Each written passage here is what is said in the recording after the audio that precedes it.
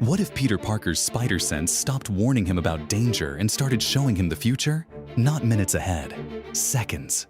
Just enough to see an attack before the person throwing it even decides to throw it. In Brand New Day, Peter is already exhausted, broke, alone, carrying guilt like a second skeleton. But imagine that guilt getting heavier with every new vision. Because here is the problem. If you can see what is coming, every bad outcome becomes a choice you made. Every punch that lands, every innocent person who gets hurt while you were 3 blocks away. Peter would not feel like a hero with a new power. He would feel like a man who keeps failing tests he was given the answers to. And that is what makes this terrifying. The spider sense was always meant to protect him. But precognition? That protects everyone. And Peter Parker has never been able to live with everyone being out of reach. With great power comes great responsibility. But what if you could see exactly how you failed to use it? Like and subscribe for more What If stories.